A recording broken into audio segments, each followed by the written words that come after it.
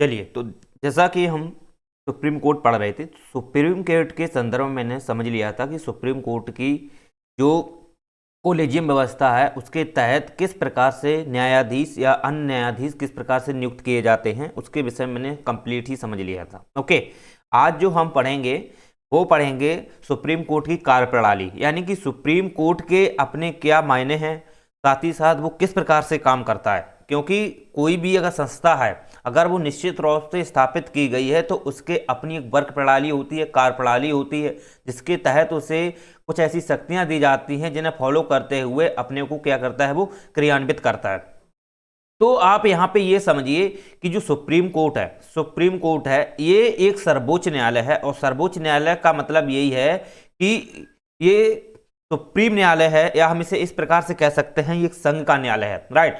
जहां पर केंद्रीय स्तर पर जितने भी विवाद या जो भी निर्णय होते हैं या जो भी फैसले वो देता है, वो डिसीजन मेकिंग अगर देखा जाए तो निश्चित रूप से उसके कानूनी दायरे में या उसके तहत जो शक्तियां उसे दी गई हैं उसके तहत वो क्या करता है, फॉलो करता है, राइट।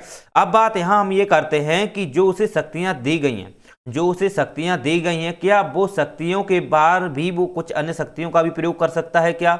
जी हाँ। जैसा कि आप जानते हो कि उसके तहत अगर कार्य प्रणाली की बात की जाए तो कार्य प्रणाली के अंतर्गत कुछ तो शक्तियां ऐसी हैं जो उसे कानूनी तौर पर या संवैधानिक विधि के तहत उसे दी गई हैं, राइट। कुछ शक्तियां ऐसी भी हैं जो वो विवेकाधिकार के माध्यम से वो रेगुलेट कर सकता है या वो कानूनी मान्यता देते हुए इसे लागू कर सकता है, लेकिन वो कानून तो नहीं बना सकता है। आप यहां थोड़ा समझिए, देखो क्या होता है। सॉरी। जैसा कि आप जानते हो कि जब कोई संस्था होती है, राइट, तो उसके अपने कार्यप्रणाली या उसकी एक अपनी क्राइटेरिया होता है, उसके तहत उसे काम करना होता है। लेकिन आप देखोगे कि कुछ ऐसे भी उनको शक्तियां दी जाती हैं, कुछ ऐसी भी शक्तियां दी जाती हैं, या वो किसी भी परिस्थिति बस अगर जनता में किसी भी समस्या है या कोई उनको लगता है कि ऐसी व्यवस्था होनी चाहिए, तो वो उस कानून तो वो नहीं होता है, लेकिन उसे कानूनी की मान्यता देते हुए उसे वो लागू कर देता है, राइट। तो ये उसके पास एक विवेकाधिकार होता है। तो ये उसे कोई संवैधानिक शक्ति नहीं है, वो विवेकाधिकार शक्ति है। और साथ ही साथ अगर आप देखोगे कि आप जानते हो कि ये जो लागू करता है विवेकाधिकार, तो इस पे क्या होता है कि बाद में इस पे कानून बनाया जा सकता है, राइट। वो बनाया जा सकता है, वो विचार विमर्श होता है, उस पे बाद जब संसद लगता है कि उस पे कानून बनाना चाहिए तो वो कानून बनाती है। लेकिन अगर वो कानून नहीं बनाती है, कानून वो नहीं बनाती है, तो सुप्रीम कोर्ट का जो कानून है, सुप्रीम कोर्ट ने जो अपनी ऑर्डर के माध्यम से जो एक व्यवस्था या विधि के तहत उसको क्या किया है, उन्होंने रेगुलेट किया है, लेकिन वो विधि नहीं है। ओके, वो विधि नहीं है, ना कोई कानून है, लेकिन उसकी जो मान्यता है वो कानून के समान ही रहेगी। तो उसे जो रेगुलेट वो किए हैं तो 6 मंथ तक आप देखोगे वो रेगुलेट रहता है, लेकिन संसद वो कानून बनाती है। ऐसा नहीं है कि जो वो अगर रेगुलेट कर रहा है तो बनाए, क्योंकि आप देखोगे कि कानून, अगर आप देखोगे कि सुप्रीम कोर्ट जो है उसके वो जो वहाँ के जो लोग होते हैं, जो न्यायाधीश होते हैं, वो काफ़ी शिक्षित होते हैं, वो काफ़ी प्रशिक्षण से युक्त होते हैं। इसलिए वो जो भी सजेशन अगर देते हैं संसद को या कुछ ही विषय संदर्भ में तो बनाने के लिए, तो वो कानून बना सकती है, संसद बना सकती है, राइट। तो ऐसा नहीं है कि संसद बनाए ना, संसद बनाएगी, अगर उनको सजेशन लगता है ठीक तो बनाएगी, अगर उसको नहीं लगता है तो नहीं बनाएगी। तो सुप्रीम कोर्ट कुछ नहीं करेगा, नहीं कर सकता कुछ भी। ऐसा नहीं है कि उसको 6 महीने बाद भी रेगुलेट करता रहे तो नहीं कर सकता। 6 महीने तक उसको पावर दी जाती है कि वो 6 महीने तक अपने आदेश के माध्यम से, ऑर्डर के माध्यम से वो किसी भी विषय से संदर्भ में वो कानूनी की मान्यता देते हुए वो उसको रेगुलेट कर सकता है, लेकिन वो कानून नहीं होता है, ना सुप्रीम कोर्ट कानून बनाता है। ओके, लेकिन एक प्रकार से उसके जो जो ऑर्डर के माध्यम से, जो उन्होंने विधि के माध्यम से जिस प्रकार से वो पारित किया है या जैसे वो जनता तक पहुंचाया है, ओके, तो वह जो व्यवस्था की है उन्होंने, वो एक कानूनी दायरे जैसा ही माना जाएगा, राइट। तो आप यहां समझिए एक चीज को, जैसे कि आप जानते हो कि जो सुप्रीम कोर्ट की कार्यप्रणाली है, सुप्रीम कोर्ट की कार्यप्रणाली है, तो कार्यप्रणाली में जो विषय दिए जाते हैं वो आपको देखा जाए तो संवैधानिक विषय होते हैं, यानी कि संवैधानिक तौर पर जो संविधान में है उसे क्राइटेरिया दिया गया है, जो उसे क्षेत्र दिया गया है, अपीली क्षेत्र हो चाहे प्रारंभिक क्षेत्र हो या कोई आधिकारिक क्षेत्र हो, जैसे उसके क्षेत्र हैं उन क्षेत्रों के तहत उसे विषय दिए जाते हैं कि वो इन विषयों के तहत वो काम करेगा। वो देश की व्यवस्था में न्यायालय तक जो लोग आ रहे हैं उनको क्या है वो संवैधानिक दृष्टिकोण पर संवैधानिक मद्देनजर करते हुए क्या है वो न्याय प्रदान करेगा, राइट। अब बात यहाँ ये आती है, तो ये तो एक संवैधानिक उसकी शक्ति होती है। दूसरी शक्ति अगर आप देखोगे तो ये उसके पास विवेकाधिकार भी शक्ति मिलती है। तो विवेकाधिकार के अंतर्गत अगर आप समझिए तो इसमें उसे ये पावर होती है कि अगर उसे लगता है कि देश के हित के लिए या जनता के हित के लिए ऐसा कोई कानून बनाना चाहिए जो जनता के हित में है, उस समय कोई कानून नहीं है। समझना मेरी ध्यान से बात, उस समय कोई कानून नहीं, ना ही कोई कानून, सुनना, विवेकाधिकार वो उसी कानून उसी व्यवस्था को वो बनाते हुए रेगुलेट कर सकता है या उस पर विवेकाधिकार लागू कर सकता है जो किसी भी विधि में नहीं है, जो किसी भी विधि में नहीं, यानी ना ही किसी संसद द्वारा कोई कानून बनाया गया हो, राइट, पहली कंडीशन। दूसरी कंडीशन इसमें ये होती है कि किसी भी आईपीसी या सीआरपीसी किसी भी धारा में कोई प्रावधान ऐसा नहीं है जो आईपीसी सीआरपीसी या संसद के कोई कानून द्वारा बनी गई हो, न किसी संसद ने कोई विधि के माध्यम से वो एक्ट बनाया हो। तो आप ये समझिए, तो उससे संबंधित अगर कोई भी प्रावधान नहीं है तो फिर क्या कर सकती है विवेकाधिकार लागू करते हुए वो ऐसा कोई भी आदेश पारित कर सकती है जो जनता के हित में हो या देश के हित में हो, लोगों के मौलिक अधिकार के हित में हो, तो ऐसा वो कर सकता है। लेकिन उससे संबंधित कोई भी संसद में कोई विधि कानून से संबंधित मामला नहीं होना चाहिए। आईपीसी सीआरपीसी जो धाराएं हैं उसमें भी जो ऑर्डर उन्होंने पारित किया है वो ऑर्डर से रिलेटेड आईपीसी सीआरपीसी या संसद में कोई विषय नहीं होना चाहिए, ठीक। अगर ऐसे विषय संसद और आईपीसी नहीं मिलते हैं तो सुप्रीम कोर्ट अपने विवेकाधिकार का प्रयोग करते हुए वो देश की व्यवस्था में, देश के हित में, ठीक है, न्याय के हित में, मौलिक अधिकारों के हित में या जनता के अधिकारों के हित में वो क्या कर सकता है, वो आदेश को पारित कर सकता है ताकि जनता में ऐसा कोई कानून नहीं है जो संसद ने बनाया हो, ना कोई ऐसा कानून है जो आईपीसी सीआरपीसी धारा के तहत है, ऐसा कुछ भी नहीं है। उस पर विवेकाधिकार लागू करते हुए वो कर सकती है। लेकिन आप देखोगे 6 मंथ तक ये रहता है, 6 मंथ के अंदर फिर संसद क्या है उस पर कानून बनाती है, संसद कानून बनाती है, यानी कि जो सजेशन वो ने दिया है, जो ऑर्डर दिया है उस पर संसद कानून बनाती है। लेकिन सुप्रीम कोर्ट कभी कानून नहीं बना सकता है, सुप्रीम कोर्ट कभी कानून नहीं बना सकता है। बस सुप्रीम कोर्ट अपने आदेश द्वारा, सुप्रीम के पास एक आदेश होता है, वो आदेश के माध्यम से वो क्या कर सकता है, नीचे तक जनता तक वो अपने कानून को पहुंचा सकता है। ओके, चलिए, तो फिर उसके बाद वो 6 महीने के अंदर क्या होता है, संसद जो होती है उस पर फिर कानून बनाती है, क्योंकि कानून बनाने की जो पावर दी गई वो विधायिका को होती है और विधायिका के अलावा और कोई कानून नहीं बना सकते हैं। ओके, तो आप ये समझिए कि इससे रेलिवेंट जो विषय होते हैं, जो जनता के हित में हो और उससे संबंधित कोई कानून नहीं है तो उस पर वो विवेकाधिकार करते हुए लागू कर सकता है। चलिए, लेकिन आप देखोगे कानून बनाने की जो शक्ति दी गई है वो उसको संसद को दी गई है और राष्ट्रपति को दी गई है। राष्ट्रपति आप जानते हो अध्यादेश के जारी करते हुए वो क्या कर सकते हैं, कानून बना सकते हैं, राइट। लेकिन एक्चुअली में अध्यादेश जारी करना तो है, लेकिन अध्यादेश भी आप देखोगे वो उनकी विवेकाधिकार शक्ति नहीं है, वो भी जब वो कार्यपालिका या सरकार कराती है तभी वो अध्यादेश लागू करते हैं। और अध्यादेश का आपको पता ही है, मैंने आपको बहुत ही क्लियर कट तरीके से समझाया था, काफ़ी डीपली से बताया हूं, तो उसमें आप लेक्चर देख लेना, वो आपको समझ में आ जाएगा। अब बात हम इसमें ये करते हैं कि मान लेते हैं जैसे कि इस कार्यप्रणाली के अंतर्गत बहुत सारे विषय देखने को मिलते हैं, जिसके अंतर्गत आप देखते हो कि प्रारंभिक क्षेत्राधिकार होता है, इसी के अंतर्गत आप देखोगे अपीलीय क्षेत्राधिकार होता है, कुछ ऐसे भी विशेष क्षेत्राधिकार भी होते हैं जो वो रेगुलेट करता है, जो उनको विनियमित करता है, संचालित करता है, जिसे संवैधानिक दृष्टिकोण से प्रावधान किया गया है कि ऐसे ऐसे विषय होने चाहिए जिसके तहत वो फॉलो करते हुए अपने को क्रियान्वित करता है, अपने नियमों को, अपनी विधियों को क्रियान्वित करता है, राइट। तो आप यहाँ एक चीज और समझ लीजिए कि जो इसके पावर है, सुनना, जो इसकी जो पावर है अगर आप देखोगे इसकी कुछ पावर एडवांस भी होती है। जैसे आप जानते हो कि जो सुप्रीम कोर्ट है, जो सुप्रीम कोर्ट है इसके पास ऐसी भी कुछ पावर होती है जो आप देखोगे कि यह हाई कोर्ट की जो न्यायिक शक्ति है, ठीक है, न्यायिक शक्ति है उसे छीन सकता है। लेकिन कैसे?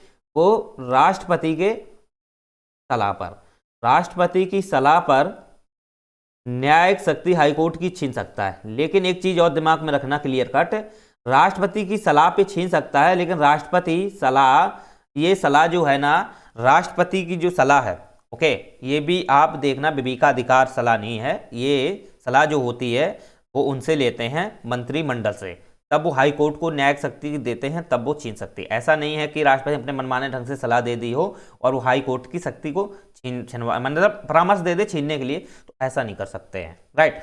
लेकिन एक चीज और आप इसमें क्लियर कट कर लो कि सुप्रीम कोर्ट की जो न्यायिक शक्ति है उसमें को छीनने का कोई ऐसा संविधान कोई प्रोविजन नहीं है, ना संविधान में दिया गया है। लेकिन बस ये है कि अगर सुप्रीम कोर्ट अपनी न्यायिक शक्ति को देता है तो फिर छीनी जा सकती है। लेकिन वैसे सुप्रीम कोर्ट की अगर न्यायिक शक्ति को छीनना है तो इसके लिए जो राष्ट्रपति हैं वो क्या है, कार्यपालिका से परामर्श लेंगे। दूसरी बात, सुप्रीम कोर्ट के न्यायाधीश हैं उससे भी परामर्श लेना होता है, मुख्य न्यायाधीश से। तो आप ये बताइए कि सुप्रीम कोर्ट के मुख्य न्यायाधीश से जब परामर्श लेंगे इस चीज की आपकी शक्ति छीनने के लिए, तो क्या वो दे देंगे?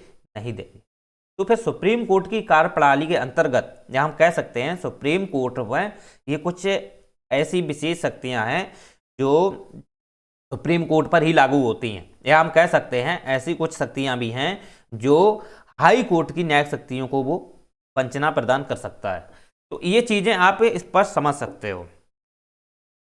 चलिए अब हम इसमें एक बात और करना चाहते हैं कि आप जानते हो कि जो विवेकाधिकार जो शक्ति है, विवेकाधिकार जो शक्ति है जब वो लागू होती है, जो लागू होती है उसे अगर आप देखोगे तो उसे हम बोलते हैं कि जनता तक वो लागू होती है, ठीक, वो जनता तक लागू होती है। लेकिन आप एक चीज और देखना, विवेकाधिकार जो शक्ति है, विवेकाधिकार जो शक्ति है वो शक्ति को जिस प्रकार से वो लागू करता है तो वो लिखित होती है। मेरी बात एक चीज समझना कि जो सुप्रीम कोर्ट जो अपनी शक्ति को मतलब विवेकाधिकार के तहत लागू करता है, विवेकाधिकार के तहत जो शक्ति लागू करता है वो कैसी होती है? वो होती है लिखित, यानी कि कुछ भी अगर वो उसमें विवरण देता है तो लिखित होती है, ठीक।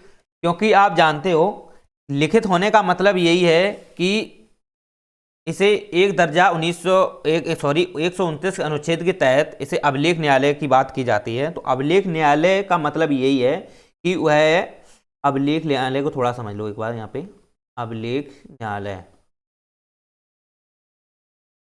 129 के तहत, राइट। तो अभिलेख न्यायालय का मतलब यहाँ पर यह है कि ये अगर कोई ऑर्डर पारित करता है या ऑर्डर कोई आदेश देता है जो न्याय कानून के समान है, कानून के समान है, अगर वो ऑर्डर देता है तो ऑर्डर कैसा होना चाहिए? लिखित होना चाहिए। और लिखित अगर ऑर्डर है तो निश्चित रूप से उस ऑर्डर के तहत जो विधि के मतलब एक प्रक्रिया है, विधि जैसी प्रक्रिया ही समझ लो, वो जो पारित करते हैं वो आदेश देते हैं तो लिखित होनी चाहिए। तो इसलिए इस न्यायालय को हम एक अभिलेख न्यायालय भी कहते हैं। अभिलेख न्यायालय का मतलब यही है कि ऑर्डर जो वो देता है वो लिखित होता है, और ऑर्डर लिखित होते हुए वो क्या होता है? 6 महीने तक पारित रहता है, राइट। तो वो एक अभिलेख न्यायालय के तहत आ जाता है, क्योंकि इसलिए इसे अभिलेख न्यायालय बोलते हैं क्योंकि वो लिखित होता है। अभिलेख, लेख का मतलब है लिखित, ठीक, उसका जो आदेश है वो लिखित होता है। चलिए, तो एक चीज आप इसमें क्लियर कट कर सकते हो। इसके तहत आप जानते हो अपीली न्यायालय जो है उसको हम बाद में समझेंगे, पहले प्रारंभिक क्षेत्राधिकार समझ लो। प्रारंभिक क्षेत्राधिकार अगर आप देखोगे तो ऐसे क्षेत्राधिकार होते हैं जो हाई कोर्ट और किसी सेशन कोर्ट में नहीं आते हैं। बात समझना, प्रारंभिक क्षेत्राधिकार का मतलब यहां पर ऐसा होता है कि ऐसे क्षेत्र होते हैं जो किसी भी न्यायालय में नहीं आते हैं, यानी सुप्रीम कोर्ट के अलावा सुप्रीम कोर्ट के अंदर के आते हैं। तो पहले इससे एक चीज और समझ लो, सुनो, जो सुप्रीम कोर्ट होता है सुप्रीम कोर्ट होता है उसको अगर देखा जाए तो दो विषयों का एक संरक्षणकर्ता माना जाता है। पहला तो ऐसा है कि वो जो संवैधानिक विधियां हैं उनका भी व्याख्या करता है। सुनो मेरी बात, देखो पहला जो है जो सुप्रीम कोर्ट है ये पहली बात तो ये है कि ये जो सुप्रीम कोर्ट है ये संविधान का व्याख्या करता है, संविधान का व्याख्या करता है। क्योंकि आप जानते हो संविधान का व्याख्या करता है, इसे क्यों माना गया है? ना ही संसद को माना, किसी सरकार को माना, संविधान का व्याख्या करता सुप्रीम कोर्ट को क्यों माना? तो आपको एक चीज याद रखिए कि संविधान के अंतर्गत जो मौलिक अधिकार हैं इन्हें संवैधानिक उपचार दिया गया है। और संवैधानिक उपचार जो है किसे दिया जाता है? संवैधानिक उपचार कौन करता है? तो सुप्रीम कोर्ट भी करता है और हाई कोर्ट भी करता है, राइट। तो आप जानते हो कि संविधान की जो व्याख्या है, तो संविधान की व्याख्या का मतलब यह है कि जो व्यक्तियों को मौलिक अधिकार दिए गए हैं, अगर वो मौलिक अधिकार की व्याख्या नहीं होगी तो फिर ये संविधान किस चीज का, समझ रहे हो? तो संविधान किस चीज का है? तो संविधान के अंतर्गत जो मौलिक अधिकार है, जो मैग्ना कार्टा जिसे बोलते हैं, वो क्या है? संविधान की व्याख्या को प्रोत्साहित करते हैं, संवैधानिक उपचार को प्रोत्साहित करते हैं। और संवैधानिक उपचार आप जानते हो किसे प्राप्त है? सुप्रीम कोर्ट, हाई कोर्ट को है, राइट। लेकिन आप जानते हो कि संविधान का अंतिम व्याख्याकर्ता जो होता है वो सुप्रीम कोर्ट ही होता है, सुप्रीम कोर्ट होता है। क्योंकि अगर मौलिक अधिकार से संबंधित दीवानी या कोई भी मामले ऐसे हैं जो सिविल से रिलेटेड हैं, वो सुप्रीम कोर्ट जो है उस पर डायरेक्ट भी सुनवाई कर सकता है, तो इसलिए ये अंतिम रूप से संविधान का व्याख्याकर्ता माना जाता है। क्योंकि संविधान का मतलब ही है कि देश की जनता का संविधान, और देश की जनता अपने मौलिक अधिकार की मांग कर सकती है। हमने मौलिक अधिकार होते हैं उसके, अगर उनके अधिकारों का संरक्षण करता जब सुप्रीम कोर्ट को बनाया गया है, तो फिर संविधान का व्याख्याकर्ता भी सुप्रीम कोर्ट ही है, समझ रहे हो? एक चीज और आप इसमें क्लियर कट बैठा लो कि इसे संविधान का व्याख्याकर्ता इसे कहते हैं। दूसरी बात इसमें आती है, ये मौलिक अधिकारों का संरक्षण करता है। मौलिक अधिकारों का संरक्षण करता का मतलब ये होता है कि अगर आप कोई भी मामले हैं मौलिक अधिकार से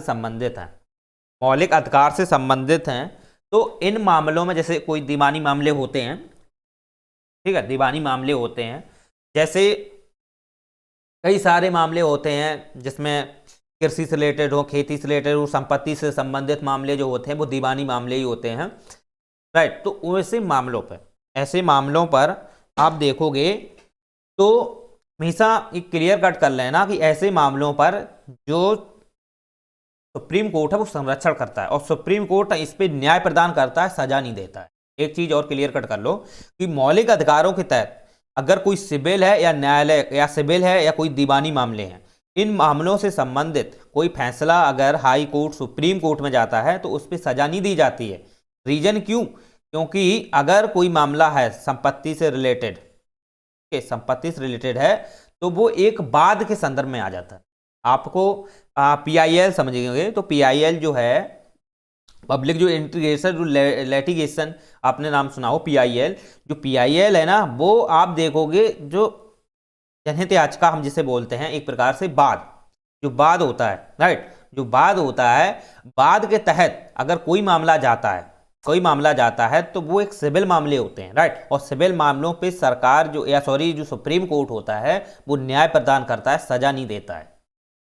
तो मौलिक अधिकारों का ये संरक्षणकर्ता माना जाता है, क्योंकि मौलिक अधिकार जनता के अधिकार होते हैं, और मौलिक अधिकार से संबंधित किसी का हनन होता है तो वो सुप्रीम कोर्ट में डायरेक्ट जा सकता है। लेकिन उसके लिए हाई कोर्ट भी है, हाई कोर्ट आप जाए, हाई कोर्ट में पहले जाइए, उसके बाद सुप्रीम कोर्ट जाइए, ठीक है। तो इसके लिए फिर अपील कर सकते हो, अपील के माध्यम से सुप्रीम कोर्ट पहुंच सकते हो। वो अपीली अधिकार भी आएंगे, क्षेत्राधिकार, अपीली क्षेत्राधिकार जो सुप्रीम कोर्ट के हैं, उसको हम अभी डिस्कशन करेंगे उस पर, राइट। तो आप यहां पहले समझ लो कि ये इसके दो क्षेत्र दिए गए हैं कि संविधान का व्याख्याकर्ता भी है और मौलिक अधिकार है। ये आप जानते हो इसके क्या है, अपने एक पर्पज है, उसका एक उद्देश्य है, उसका एक कर्तव्य बनता है कि मौलिक अधिकारों का वो संरक्षण करे, संविधान की वो व्याख्या करे। संविधान में जो भी संविधान की व्याख्या एक आधार पर और की जाती है, जैसे कोई अगर संसद कानून बनाती है, राइट, संसद अगर कोई कानून बनाती है तो वो ये देखती है कि जो कानून बनाया है क्या वो विधि के तहत है या नहीं, समझ रहे हो? सुप्रीम कोर्ट का कार्य क्या है? विधि के तहत स्थापित प्रक्रिया, अगर संसद द्वारा कोई कानून बनाया गया है और वो निश्चित रूप से विधि द्वारा स्थापित प्रक्रिया के है या नहीं, ये डिसाइड कौन करता है? सुप्रीम कोर्ट करता है।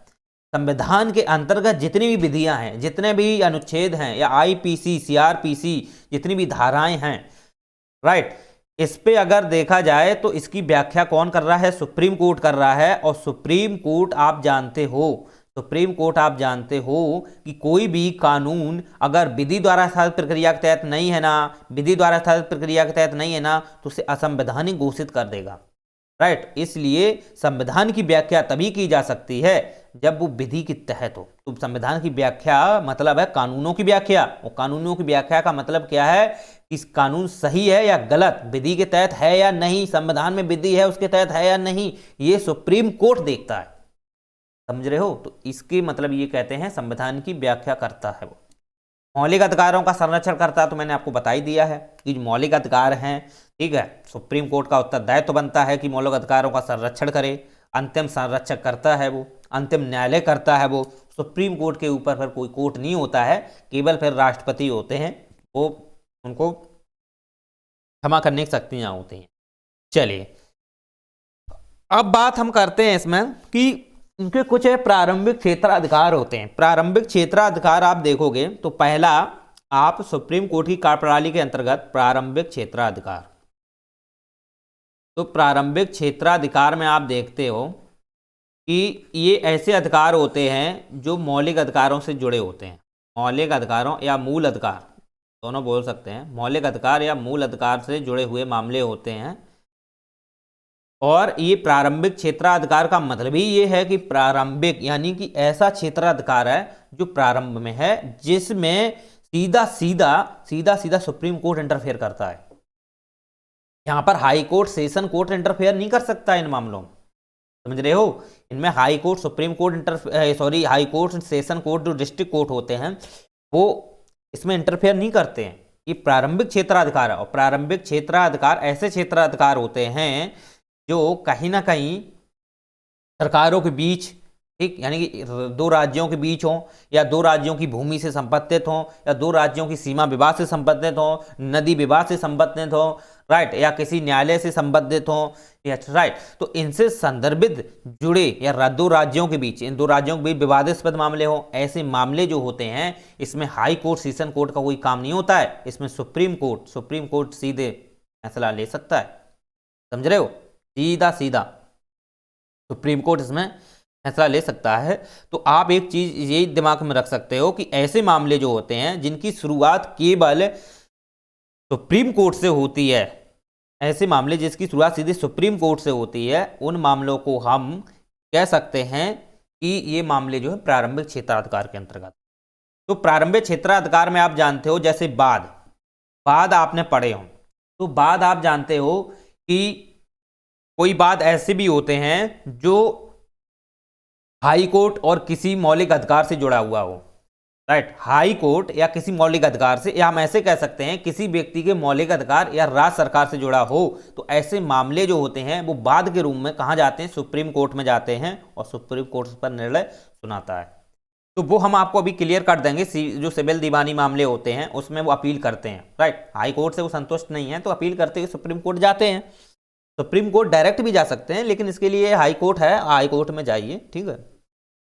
चलिए, तो बात यहां यही आती है कि बाद को आपने थोड़ा समझ लो। बाद जैसे कि क्या होते हैं कि कोई ऐसे मामले होते हैं जो संपत्ति से संबंधित हो, किसी की भूमि से संबंधित हो, कृषि से संबंधित हो, या आप देखते हो कि अपनी एक संपत्ति, जैसे संपत्ति कोई भी हो सकती है, मकान है, बिल्डिंग है, घर है, खेती है, कृषि, जो भी है, जो संपत्ति है, राइट, उनकी अपनी एक संपत्ति होती है। इससे रिलेवेंट, इससे संदर्भित, इससे जुड़ा हुआ कोई भी मुद्दा है, अगर उस मुद्दे से संबंधित हाई कोर्ट या कह सकते हैं राज्य सरकार और व्यक्ति के बीच आपस में विवादित मामला है, तो फिर वो बाद के रूप में कहां जाएगा? सुप्रीम कोर्ट में जाएगा। तो सुप्रीम कोर्ट उस पर अपना जजमेंट सुनाता है, ठीक। तो आपने बहुत सारे सुने हैं, केशवानंद भारती मामला है, गोपालन मामला है, इसी के बाद आप गोकुलनाथ वाला मामला देख लो, गोपालन नहीं, गोकुलनाथ देखो, और केशवानंद देख लो। ये संपत्ति से जुड़े मामले थे। तो ये मामले कहाँ गए? वाद के रूप में गई सुप्रीम कोर्ट। चलिए, तो ऐसे मामलों पे जो वाद होते हैं ना, ये इन पर फैसला कौन सुनाता है? सुप्रीम कोर्ट सुनाता है। अगर इसमें एक चीज और देखो कि प्रारंभिक क्षेत्राधिकार के अंतर्गत, इसके अंतर्गत आप देखोगे ऐसे क्षेत्राधिकार भी आते हैं जो एक तरफ राज्य हो और एक तरफ केंद्र हो, यानी कि एक तरफ राज्य हो, यानी कि केंद्र और राज्य के बीच टकराव, एक तरफ राज्य और एक तरफ केंद्र। बहुत सारे ऐसे विषय होते हैं जो एक तरफ राज्य और केंद्र के बीच जुड़े हुए होते हैं। आप देख लीजिए केंद्र और राज्य से जुड़े हुए मामले कौन से हो सकते हैं। आपने देखा हो कि कुछ ऐसे मामले होते हैं, काफी राज्य ऐसे हैं जो सीमा से जुड़े हुए होते हैं। ओके, तो सीमा से जुड़े हुए मामले होते हैं, अगर उसमें अगर आप देखोगे केंद्र अगर किसी प्रकार का हस्तक्षेप करता है, क्योंकि सीमा से अंतर्राष्ट्रीय सीमा से अंतर्राष्ट्रीय जो सीमा होती है उस पर सीधे सीधे आप देखोगे केंद्र हस्तक्षेप कर सकता है। उस पर डिसाइड प्रधानमंत्री को होता है कि वो अपनी उस पर कुछ भी डिस्कशन कर सके, उस पर कोई समझौता कर सके, वो कर सकता है, वो कर सकता है। लेकिन आप चीज एक देख सकते हो कि वो अधिकार जो क्षेत्र है, वहां का जो क्षेत्र है उसे नहीं दे सकता है। पहले 1976 में इंदिरा गांधी ने दे दिया था, लेकिन इसके बाद में अब नहीं दिया जा सकता है। ठीक, अब नहीं दिया सकता। 1978 के बाद ये व्यवस्था कर दी गई है कि अब जो मंत्रिमंडल है या प्रधानमंत्री हैं वो अपने माध्यम से कोई भी भारत का क्षेत्र किसी दूसरे राज्य को या दूसरे देश को नहीं दे सकता है। उस संसद को पावर दी गई है, संसद विधान बनाएगी, संसद एक्ट बनाएगी, कानून बनाएगी, तब वो दे सकती है, ना कि कार्यपालिका, ना कि कोई संसद और ना सरकार। ओके, ये व्यवस्था है। तो इससे जुड़ा अगर मामला है राज्य और केंद्र से, क्योंकि राज्य कोई जो क्षेत्र है वो राज्य से जुड़ा हुआ है, कोई जो क्षेत्र है वो राज्य से जुड़ा हुआ है। मान लेते हैं जैसे कि यहां मान लेते हैं आप यहां पे देखो असम वाला क्षेत्र है, असम वाला क्षेत्र है, यहाँ बांग्लादेश लगता है, राइट, इधर क्षेत्र में बांग्लादेश लग जाता है, नीचे है मेघालय आपका, यहाँ इधर से असम वाला बांग्लादेश लगता है, या मेघालय क्षेत्र ले लो, कोई भी ले लो। अगर यहाँ राज्य है ये और इस राज्य की भूमि है, केंद्र क्या है, संसद क्या है, वो एक्ट बना करके, ठीक है, वो किसे दे रही है? बांग्लादेश को दे रही है। तो बांग्लादेश को अगर वो देती है तो दे सकती है, बिल्कुल दे सकती है। सुप्रीम कोर्ट को सॉरी उससे संसद को पावर है इसके पास। लेकिन वो राज्य का है, राज्य की भूमि है ना, राज्य की, तो राज्य क्या है वो अपनी देखा जाए तो राज्य है ऊपर क्या कर सकता है, वो सुप्रीम कोर्ट जा सकता है, वहां पर वहां पर क्या कर सकता है, वो बात बोल सकता है जाके, राज्य भी जा सकता है। इसके बाद जो लोग वहां रह रहे हैं उनका भी तो मौलिक अधिकार है, वो भी जा सकते हैं। तो ऐसे मामले जो आते हैं जो राज्य और केंद्र से जुड़े हुए होते हैं, उस पर सीधा सीधा जो सुप्रीम कोर्ट होता है वो अपने डिसीजन लेता है। तो आप देखो यहाँ पे समझो थोड़ा, जैसे जब सुनवाई होती है इस पर, तो इसमें जो भाग लेते हैं जो वो केंद्र का महान्यायाधीश लेता है, केंद्र का महान्यायवादी, क्योंकि केंद्र का जो वकील होता है महान्यायवादी होता है, ठीक, क्योंकि ये केंद्र को सलाह देता है, कोई भी विधि निर्माण जो भी करना होता है वो सलाह देता है, महान्यायवादी है वो सलाह देता है। ओके, तो वो केंद्र का वकील है। केंद्र की तरफ से जजमेंट कौन लड़ता है, केंद्र की तरफ से कौन वकील बन के जाता है सुप्रीम कोर्ट में? महान्यायवादी जाता है। अगर कोई भी मामला है, अगर सुप्रीम कोर्ट केंद्र को देता है तो केंद्र को देने का मतलब है वो महान्यायवादी से बात रखता है, क्योंकि महान्यायवादी जो होते हैं काफी प्रशिक्षण या काफी शिक्षा युक्त, हम कह सकते हैं कि एक काफी शिक्षित व्यक्ति होते हैं, अधिकारी होते हैं, तो इन्हें हर चीज में एक ब्रॉड जानकारी होती है, इसलिए ये इस चीज को समझते हैं कि क्या सही है क्या गलत है। इसलिए जो सुप्रीम कोर्ट होता है इनसे ही अपने फैसले को केंद्र सरकार के जो लेवल होते हैं वो महान्यायवादी को ही देते हैं। अब राज्य से संदर्भित अगर देखा जाए तो राज्य से कौन जाते हैं, वो जाते हैं आपके महाधिवक्ता, राज्य के महाधिवक्ता। एक चीज और आप देख लो कि जो महाधिवक्ता और केंद्र के महान्यायवादी हैं ये एक प्रकार से सलाहकारी होते हैं। ये केंद्र को वकील होते हैं, ये राज्य के वकील होते हैं, ये राज्य को सलाह देते हैं। जो राज्यों में जो सरकारें होती हैं उनको विधि से संबंधित कोई भी विषय होता है उससे संबंधित महाधिवक्ता होता है, महाधिवक्ता जो होता है वो क्या है, उसको सलाह प्रदान करता है। ठीक, चलिए तो आप ये दिमाग में क्लियर कट कर लो महाधिवक्ता के बस। और ये जो जब कोई इनसे संबंधित कोई मामला आता है, केंद्र और राज्य से बीच विवादित मामला है, तो वो सुप्रीम कोर्ट जाएगा। सुप्रीम कोर्ट में न्यायवादी महाधिवक्ता ये वकील के रूप में जाते हैं, फिर वहाँ पे अपना डिस्कशन करते हैं। तो फिर वो एक बाद के रूप में व्यवस्था आती है, बाद के रूप में, समझ रहे हो, बाद। तो बाद में आपने देखा हो जैसे केरल राज्य बनाम भारत संघ, मद्रास बनाम भारत संघ, ठीक, आंध्र बनाम भारत संघ, ऐसे मामले आपने देखो, पंजाब बनाम भारत संघ, ऐसे मामले आपने देखे हो। जो मामले होते हैं ना, ये कैसे होते हैं, पंजाब बनाम भारत संघ, भारत संघ और पंजाब दोनों के बीच जुड़ाव है, तो ये केंद्र और राज्य के बीच मामले होते हैं, ये बाद होते हैं। इनसे क्या है, प्रारंभिक क्षेत्राधिकार के तहत ही ये सुप्रीम कोर्ट सुनवाई करता है। चलिए ये आप चीज एक और देख लो कि प्रारंभिक क्षेत्राधिकार के अंतर्गत जो भी फैसले हैं केंद्र हाई कोर्ट में नहीं सुने जाते हैं। जैसे कि केंद्र और राज्य के बीच कोई मसला है, ठीक, तो हाई कोर्ट में वो सुना जाए, ऐसा नहीं हो सकता है, क्योंकि छोटा है बड़ा के पास जाएगा ना, छोटा है बड़ा के पास जाएगा। तो बड़ा कौन है, केंद्र है, केंद्र के पास कौन है, सुप्रीम कोर्ट पावरफुल है। तो फिर वो उच्च न्यायालय में क्यों सुनवाई करेगा, न्यायालय में क्यों सुनवाई करेगा, नहीं करेगा ना। इसलिए आप दिमाग में क्लियर कट कर लो कि राज्य अगर कहीं भी केंद्र जुड़ जाता है, कहीं भी केंद्र जुड़ जाता है, तो उससे संबंधित मामले केंद्र में ही सुने जाते हैं, राज्य में सुन ही नहीं जा सकते। राज्य एक छोटी चीज है, केंद्र बड़ा चीज है, समझ रहे हो। तो ये चीजें आप दिमाग में क्लियर कट कर लो। इसके बाद अगर आप देखोगे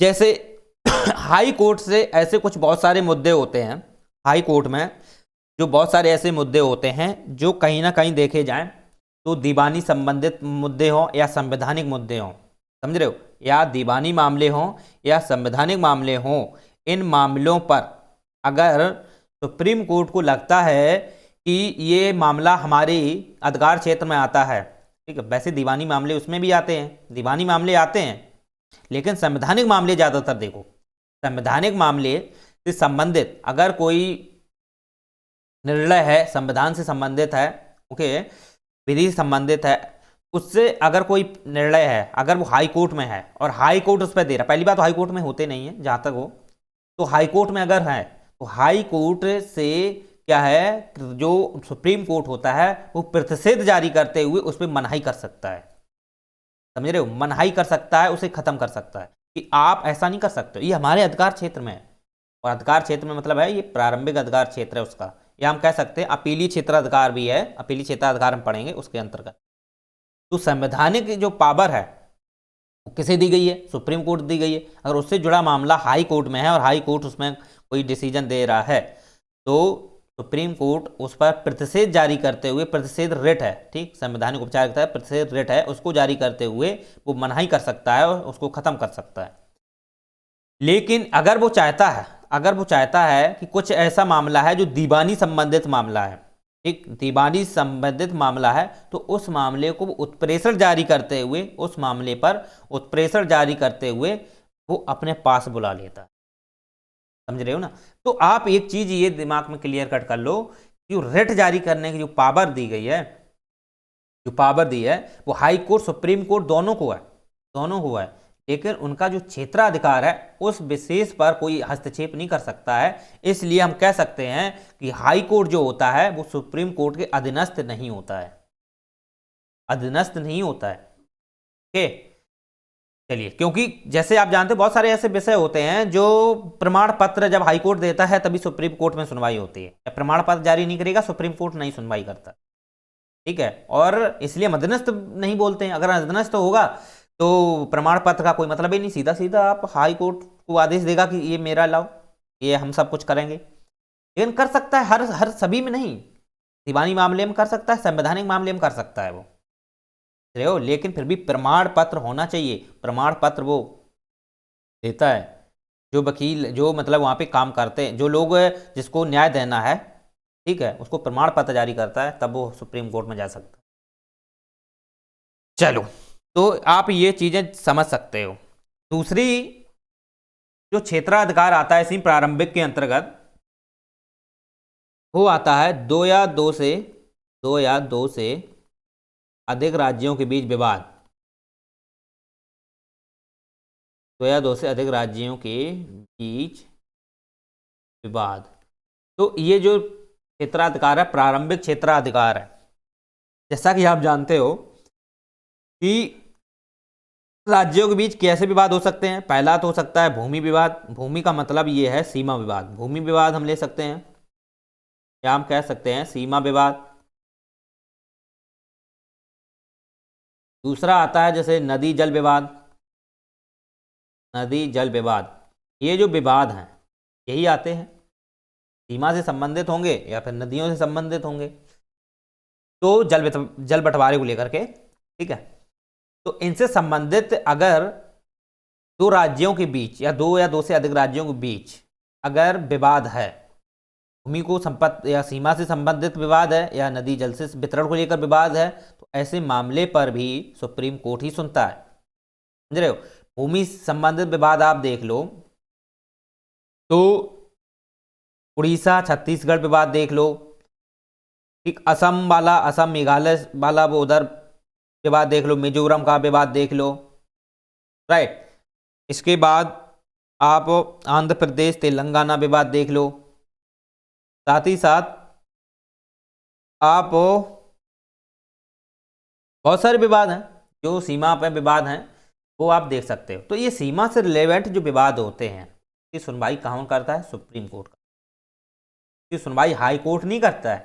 भाई हाई कोर्ट क्यों करेगा? क्योंकि हाई कोर्ट से वो निर्णय है तो हाई कोर्ट उसमें क्यों करेगा? वो अपना हाई कोर्ट है, वो उसका अपना हाई कोर्ट है, तो अपने अपने फैसले पर वो अपना अपना डिसीजन देंगे, तो ये तो विवाद सुलझ नहीं पाएगा।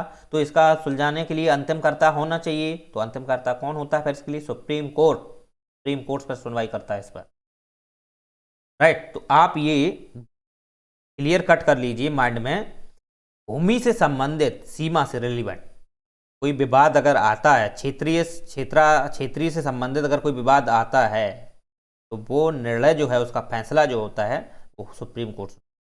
और थर्ड कोई हाई कोर्ट भी नहीं सुनता है। जैसे कि दो हाई कोर्टों के बीच विवाद है, तो दो राज्यों के बीच विवाद है, तो तीसरे राज्य में जाओ, वहाँ पे हाई कोर्ट में जाओ, वहाँ सुनवाई कर सकते हो? नहीं कर सकते हो, ऐसा भी अधिकार नहीं है। केवल सुप्रीम कोर्ट ही सुन सकता है।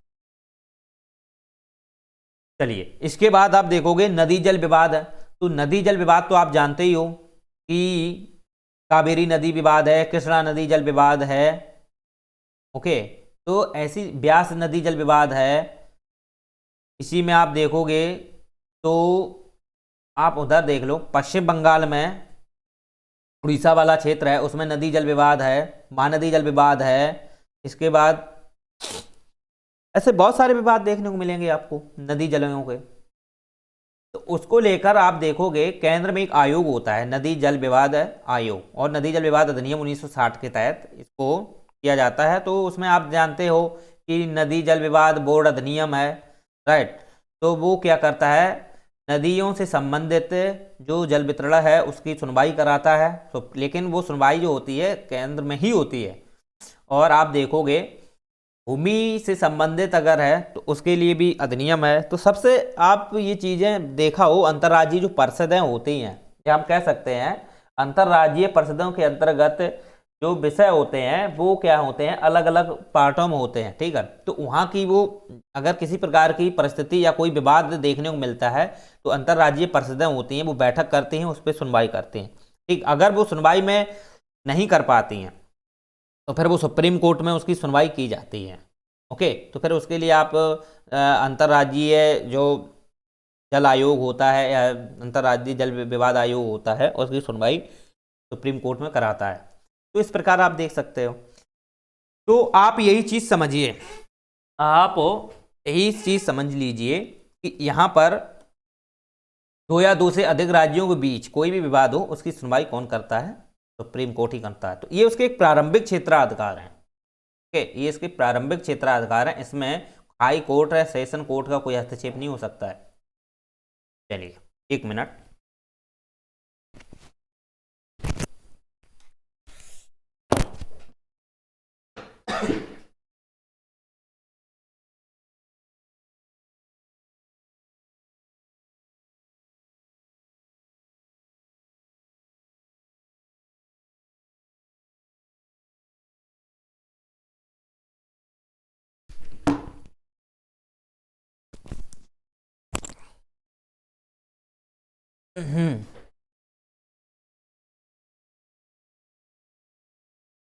दूसरा इसमें आता है, दूसरा अगर आप अधिकार क्षेत्र देखोगे तो वो आता है अपीलीय अधिकार, अपीलीय क्षेत्राधिकार।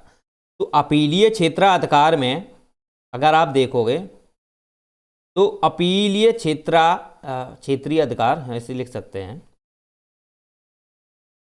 तो ये जो अपीलीय क्षेत्राधिकार हैं, ये अपील से संबंधित अधिकार हैं, ये भी आप देखोगे तो ये अधिकार जो होते हैं ये हाई कोर्ट को भी होते हैं, सुप्रीम कोर्ट को भी होते हैं, राइट। और अपील जो है, आप यहाँ पे एक चीज़ और समझो, अपील कई बेस के आधार पर होती है। आप पहले बाद को समझ लो, एक बार अपील को समझ लो, और इसी में याचिका इसे समझ लो। इन तीनों में बेसिक डिफरेंस होता क्या है, आपको यही समझ में नहीं आएंगे तो फिर आप कैसे कर सकते हो। जैसे कोई भी निर्णय है या कोई भी दीवानी संबंधित मामला है, ठीक, आप ये अपील याचिका, आप ये जो दो चीजें हैं ये आप दीवानी से भी कर सकते हैं, फौजदारी, दोनों में।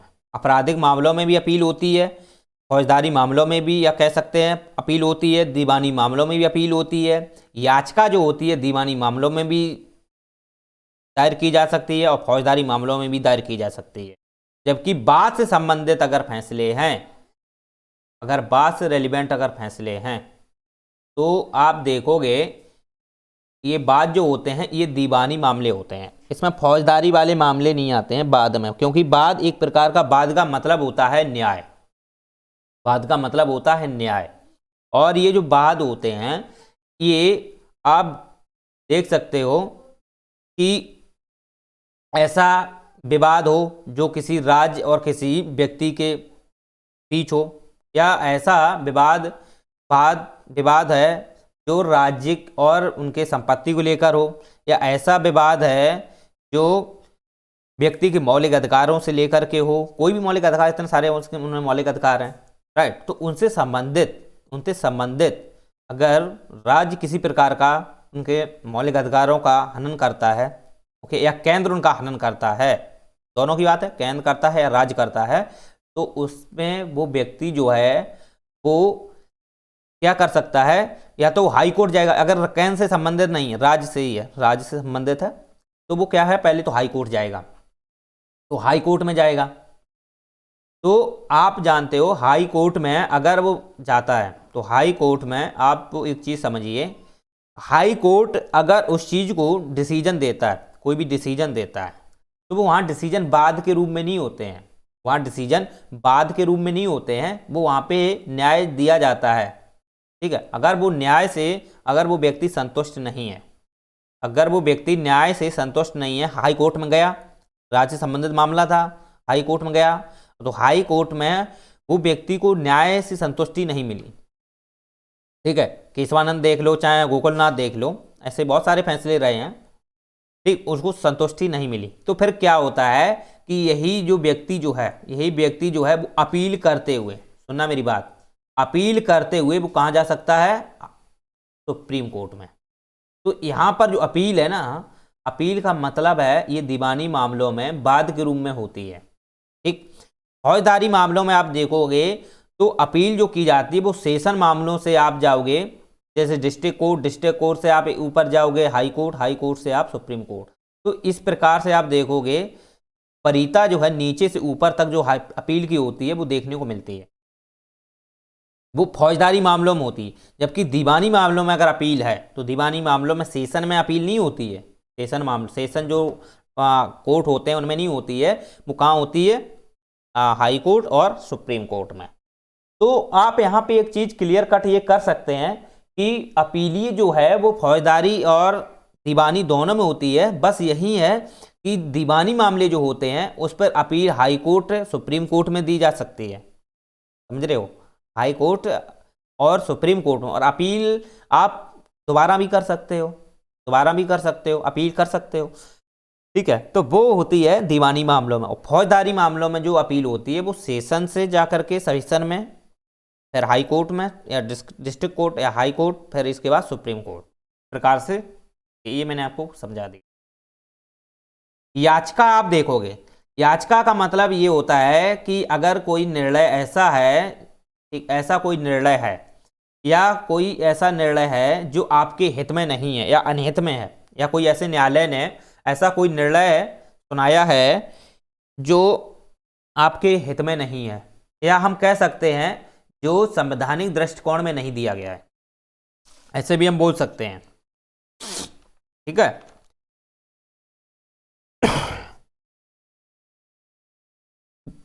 चलिए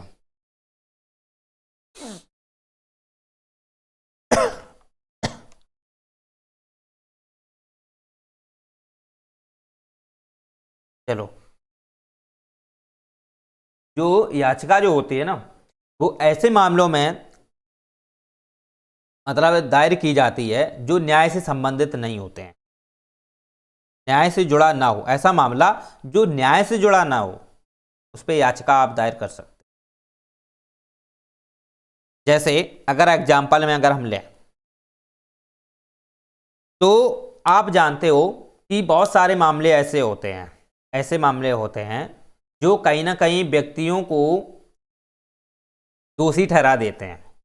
ठीक, दोषी ठहरा देते हैं और उस पर किसी प्रकार का मामला जैसे होता है तो उस पर आप जाओगे तो उसमें तो अपील करोगे जाके। ठीक, लेकिन याचिका के अंतर्गत ऐसे मामले आ जाते हैं, जैसे आपके मामला है जैसे कि कोई भी आप परीक्षा क्षेत्र में आप देख लो, जैसे परीक्षा क्षेत्र में अगर आपने यूपीएससी में अच्छे मार्क्स पाए हैं, ठीक, लेकिन आपको अच्छे मार्क्स मिलने चाहिए थे, आपको मार्क्स अच्छे नहीं दिए हैं, अगर मार्क्स आपको अच्छे आ गए हैं, ठीक है, और फिर भी आपके साथ गलतियां की गई हैं, फिर भी आपके साथ गलत किया गया है, तो आप उसके लिए सुप्रीम कोर्ट में याचिका दायर कर सकते हैं। समझ रहे? जैसे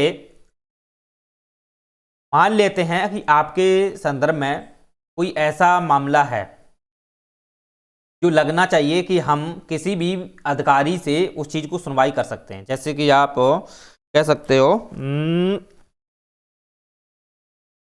सूचना का अधिकार से संबंधित, कि मुझे सूचना का अधिकार है, हम सूचना का अधिकार ये जानकारी करना चाहते हैं, अगर वो अधिकारी उसकी सूचना नहीं देते हैं तो आप इसके लिए अपने फैसले को रखते हुए याचिका दायर करने के लिए सुप्रीम कोर्ट जा सकते हैं।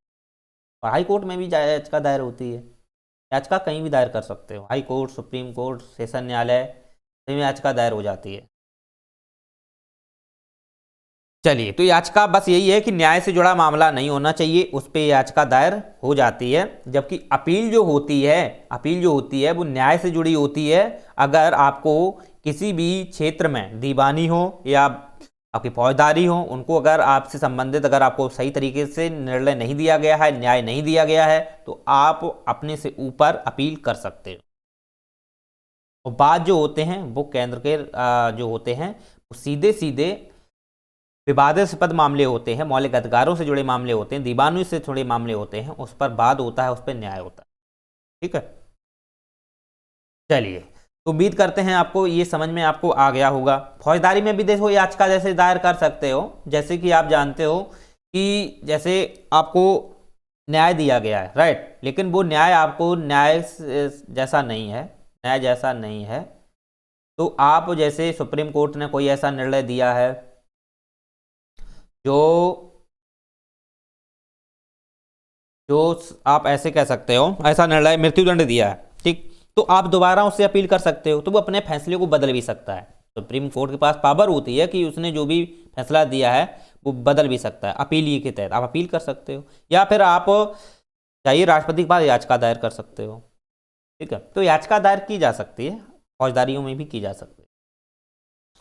चलिए, तो उम्मीद करते हैं आपको ये समझ में आ गया होगा स्पष्ट। तो तीनों को आपको क्लियर कट हो गया ना। एक बार और समझ लो कि ये जो वाद होते हैं, ये वाद का मतलब ये है कि किसी के मौलिक अधिकार से जुड़ा वाद है और वो राज्यों से जुड़ा है, तो वो केंद्र में जाता है और वो उस पर न्याय प्रदान करता है, कौन? Supreme court. वो होते हैं वाद। और अपील जो होती है वो फौजदारी एवं किसी भी अब न्यायिक या आप बोल सकते हैं सिविल मामलों में दी जाती है, लेकिन सिविल मामलों में जो अपील होती है वो सेशन में नहीं होती है, वो होती है आपकी हाई कोर्ट और सुप्रीम कोर्ट में। जबकि फौजदारी मामलों में अपील जो होती है वो सेशन कोर्ट में भी होती है, हाई कोर्ट में भी होती है, सुप्रीम कोर्ट में भी होती है। और याचिका जो होती है वो न्याय से जुड़ी नहीं होती है। अगर आपने कोई अच्छा कृत्य किया है और आपके साथ गलत हुआ है, ठीक, अगर आपने कोई एक अच्छे क्षेत्र में आपने कोई आप प्रतिष्ठा प्राप्त की है या अच्छे क्षेत्र में आपने कोई पुरस्कृत प्राप्त किया है, तुम पुरस्कार लायक हो, ठीक, आपने अच्छा काम किया, आपको पुरस्कार लायक हो और आपको पुरस्कार नहीं दिया गया है, उसकी जगह दूसरे को दे दिया गया है, ठीक है, तो आप उसके विरुद्ध याचिका दायर कर सकते हो। ऐसा है, आप ये चीजें समझ सकते हैं। चलिए